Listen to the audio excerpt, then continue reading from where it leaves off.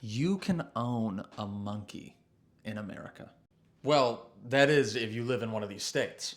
It's estimated that there are around 15,000 primates living in America as pets.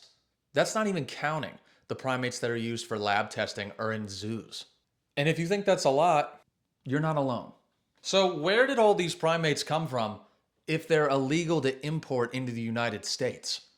Let's find out. There isn't a lot of information on exotic pet ownership, and that's by design. With how close-knit the community is, it's really hard for outsiders to get a look into what life is actually like for these owners, breeders, and exotic animals on a daily basis. Let's start with what we do know. A quick Google search can unveil a ton of crazy exotic animals you've never seen before up for adoption in America. Some of these places offer financing options, purchase discounts on multiple animals, care guides, training guides, basically anything you could need or you think you would need to own an exotic animal. For my research, if you're looking to buy a primate, some of the more common, smaller ones will start around $6,000. But primates can get up to the $50,000 range. So already, they're clearly targeting a specific clientele. These animals are called exotic for a reason. They're supposed to draw attention and they're supposed to be a status symbol. It seems like the goal of most of the breeders established in America is to fly under the radar of the general public, but be very available to a wealthy clientele. And that game plan has been relatively successful, with shows coming out like Tiger King, Pandemic, and now Tiger King. There's been a show on Netflix called Tiger King. Yeah. or Chimp Crazy. Taylor, are you watching Chimp Crazy? Eric Good, the man behind Tiger King, has released a new documentary called Chimp Crazy. And raises the question, should people own these wild animals? Painting sanctuaries and breeders in a completely negative light, the community is more closed off than ever. But they can't all be that bad, right? Well, it's complicated. Exotic pet ownership is complicated because sometimes people are complicated. And people are complicated because sometimes they suck. And when an animal's well-being directly conflicts with profits, there's going to be some bad actors in the community. In every community. Primates specifically are incredibly intelligent social creatures with communal needs. Now, there are absolutely monkeys out there and primates out there who love their owners and have had an incredible, fulfilling life. But the opposite is also true. One major problem in the industry is a severe lack of government oversight. This leads to a lack of transparency, which can inevitably lead to issues. So, where do these animals even come from? Well, at some point, all animals were wild. Monkeys, tigers, lions, chimps all started with what's called a wild-caught animal. Well, two of them. There is absolutely no information available to the general public about this. But we can look at a specific animal, the white tiger. Mohan was the world's first wild-caught white tiger in the 1950s. Mohan was just a cub when his mother and 3 siblings were killed. He was taken and given to the king of the province he was found in. However, they were incredibly difficult to find at the time, which led to lots of inbreeding. This is why white tigers specifically have such a high rate of genetic defects. In fact, over 50% of white tigers born die as cubs. Some believe that Mohan is responsible for every white tiger across the entire world. That's impossible to prove. But Mohan is directly responsible for all white tigers in captivity. The king's breeding efforts led to Mohini, Mohan's daughter. Mohini was the first white tiger to come to America, and we established our own breeding efforts immediately. Today, there are still white tigers in captivity that are direct descendants of both Mohan and Mohini. The white tigers can be a perfect example of when an animal's well-being clashes with a company's profits. Forcing inbreeding to produce such genetic defects is unethical. It's been proven that the whiteness of a tiger's coat is directly proportional to how weak its immune system is. Now, I'm not here to input my own opinion about exotic pet ownership or breeding at all, but something needs to change. It's no secret that sanctuaries around the country are struggling right now. If a home can't be found for an exotic animal in time, they're euthanized. It's an unfortunate reality that most people aren't aware of. We have animals, some of which we personally rescued, but all of which are non-releasable. That means they can't go back to the wild, so we're their last stop. Sanctuaries are the last line of defense between these amazing animals and the end. Okay, so if there's little information online and regulations vary state to state, one of the best things I think we can do is go to the source. Kristen Burford, the founder of the C.A.R.E Foundation, is an insider. And she has a long, successful, transparent track record of treating animals with respect and giving them the quality of life they deserve. I sat down for an interview with her, and hopefully she can answer some of the questions I know that we all still have. A lot of stuff has come out through media about the dangers of exotic pet ownership. Can you shine a light as someone who has a little bit of insider knowledge on that, about some of the possible benefits, some of the possible implications, and what most people who are looking to own an exotic animal don't know, and some of the dangers it can provide? Well, first off, if you're going to get an exotic, you've got to have firsthand knowledge, not just book knowledge, but you have to have hands-on knowledge. Each animal is an individual. I was telling somebody earlier about two panther boys we had. They were from the same litter, they were siblings, but they were totally opposite. One we could hand train with food, one we had to train with affection. He wasn't interested in food. So you not only have to know the species of the animal and its habits, its traits and everything, but also get to know the individual animal. Much of the sanctuaries that the animals that they get in as ex-pets are not babies. They already have bad habits. It's not something that I would encourage. It's a lifestyle. So getting a cute little monkey, it might be cute for a little bit, but they're incredibly smart. They need enrichment. They need constant attention and everything. It's not something you just throw in a cage and all. That's not fair to the animal. Can you provide the proper environment, enrichment, food? Do you have a vet that would take care of the animals? I get calls all the time. I've got this sick animal and it's going to cost me too much to go to the vet or whatever. Well, you should have thought of that ahead of time. And it's not a lifestyle for everybody. You got to forget about going on vacation most of the time, no matter what you have, unless you've got somebody that knows that animal and can deal with it and safely deal with it and provide that animal what it requires. Yeah, it's not for everybody. What would you say to people in America that don't want any private citizen to own any exotic animal under any circumstances? Is that something you support, or do you think that's too far and not necessary? Actually, I think that's going too far. There was a person semi-recently, I won't mention their name, but they passed a bill and everything, and if they had their way, no person, including us, including a sanctuary, could have big cats. They're also looking at primates, that no person should have a primate or whatever. Well, what happens to all those primates and those big cats that are in facilities right now? What do you think would happen? There's groups that would rather have them euthanized. Yeah. And some of these animals I've hand raised since babies. Some of them came in very traumatic situations, and they've adjusted greatly here. I don't think it's right that they should say that I can't have this animal and all. I put in the time, I put in the work, the effort. I've got people, volunteers that have put in the time and effort. I don't think it's right that they should say nobody should have them. There are some states that don't have any permits. So I do think that you do need to go through a process to prove that you know how to properly care for this animal. We have Fish and Game here in Florida, the state. They require certain caging and everything. I think things like that are positive, but just to blanket say nobody should have any of these animals. No, I shouldn't have a hippo. No, I shouldn't have an elephant. I have no qualifications for those animals. I would never think of it. But, I'm not qualified for that, so no, I shouldn't have it. But a big cat or a primate, something that I've already got, something that I've worked with through the years and all that, no, nobody should have the right to tell me I can't have them.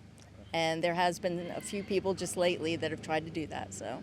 Chimps right now in the media are really big with Chimp Crazy coming out. So do you know, or can you explain what the process would be like in Florida, for example, if a private citizen wanted to own a chimp or a larger primate? Yeah, in the state of Florida, you cannot own one unless you're a business.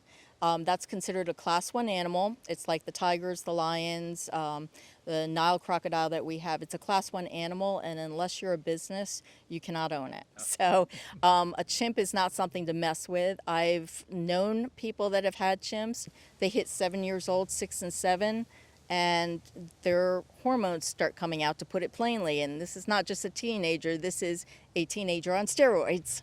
They get to that age and they become a little more wild and unpredictable. And especially for a chimp, it's 8 to 10 times stronger than a human. Yeah, if it's having a bad day, you're definitely going to have a bad day, and so is everybody around. So it's not something that is worth, like, I would never consider owning a chimp. There was one condition I was considering it, and it was a special needs chimp that my boyfriend worked with. So if that company had not found a place that was acceptable that could take that chimp and give it the proper life, we were willing to step up. But that was a special needs chimp. It was totally different than having a regular chimp that would rip somebody apart at a certain age, possibly. Yeah. I know somebody that had raised chimps, baby chimps and orangs, and her fiance, I think it was her fiance at the time, he was killed by one of her chimps. And I had met that chimp. It was the sweetest little baby ever. But again, it hit that maturity age and put him in a coma, and he ended up dying. And that was a chimp that was hand raised from a baby. That's terrible. Yeah, so it does happen, and it's not something to take lightly for any reason. We live in a world where media is kind of sensationalized, right? You want to try and attract as many eyes as possible, and a lot of people do that through bad stories and anger and upset. So a lot of the stories that have come out about sanctuaries are pretty negative. So how important is it, public education and what you do, and painting sanctuaries that provide quality services to animals that need homes? How important is educating the public and what you do? Education is incredibly important because if somebody's going to support you, make a donation and all, you want them to realize that where it's going to. Seeing some of the animals that we have here that have come in mentally and physically messed up and adjusted, I take a lot of pride in that. And a lot of that is due to the volunteers I have. A lot of the volunteers I've had here for years and years, like just not new people off the street. These people genuinely care about the animals. They spend time with them. Some of them come in after work just to hang out with them.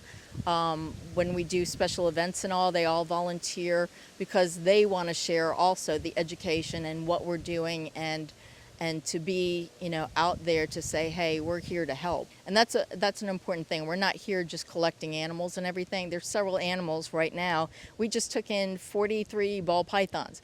Did we need 43? No, I had 2, and 2 was enough. They were going to be euthanized had we not taken them in, and the county called everybody.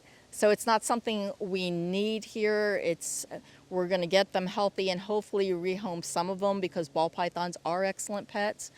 But most of the animals we get in are not something I consider a good pet or something that could be rehomed. We've invited people, we've even had people that belong to PETA come in and everything, and I'll take them around, do a personal tour and explain everything and all that. It's important for the public to come in, see what you're doing, and I don't live a lavish lifestyle. I'm here and I do what I do, and it's the animals. I'd rather provide fun, enrichment, and better housing for them. And by having the public come in and see that, hopefully that'll get them more interested in helping us. There's a lot of good rescue groups out there that I network with that, it's important we all get the word out that right now it's tough on everybody, and the sanctuaries are having a very tough time. So yeah, it's the more the public knows and understands and can see firsthand, the more supportive they are, and the more it's important for sanctuaries like us to keep that open door policy.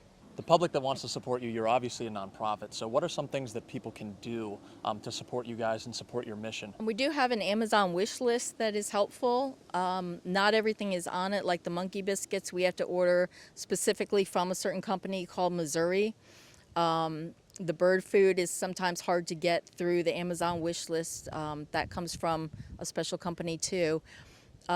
Just basic donations too. I had somebody say, would you rather us bring canned food and stuff like that, or make a money donation and all that? Money donation is always better because then we can figure out, do we need to put it towards building material? Do we need it for food, vet care, the power bill? The power bill I'm dreading this winter because our power bill is out of control in the wintertime because of all the heat lamps and everything to keep everybody healthy and happy. But yeah, Amazon wish list, and we have some people that occasionally stop by and will drop off, bags of dog kibble or cans of cat food and all that. That's very helpful too. So you actually live on property. So you wake up to animal calls and you go to sleep to them singing at night. What made you want to absolutely live and breathe this every day of your life? I've always had weird animals. So that's where it started when I was younger. I probably had animals my parents didn't even know about. So, yeah, it's just always been a passion of mine. I can relate more to animals, I'd like to say, than people. I'm great with people, but I'm better with animals. Animals don't hide who they are. They are what they are, and I've always been fortunate enough to be able to read them really well. So I always had a calling to do something with animals. I wanted to be a vet, but to be totally honest, I'm stupid with math. I am not good with math, so that is not helpful if you want to be a veterinarian. So I had to find a different path through working with that trainer that had big cats and everything. He was taking some animals into schools, but they weren't Florida native animals, and I saw a niche there that needed to be done because Florida is such a unique environment. You can run into just about anything out there. So I concentrated on doing that. And then I was just kind of led to the sanctuary work. That is not something I planned to do. People dumping ex-pets on me, that's how that started. So it just kind of was an all interest since I was young, but I was just led in certain directions. So I never planned to have over 200 animals, but here we are. So yeah, and now I do vet care. I do a lot of my own vet stuff. When one of our animals has to go into surgery, I assist with all that and everything. So I'm getting my veterinary side to it, but I'm able to also do education, which is totally what I really enjoy doing. So I love going out, teaching kids, teaching adults. Over the years, I've been surprised how many adults have come up to me after shows and said, I never knew that, or that's so cool, and everything. So that's a big thing of it, just being able to go out and reach people and kind of tell people these are important animals in our environment. We need to save the environment.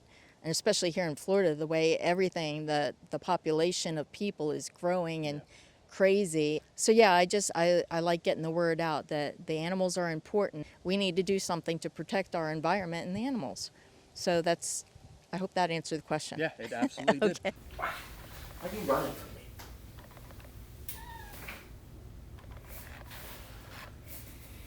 So it's super late at night, but I feel like I needed to add this part. I reached out to tons of people in the industry. Breeders, sanctuaries, exotic pet owners, a ton.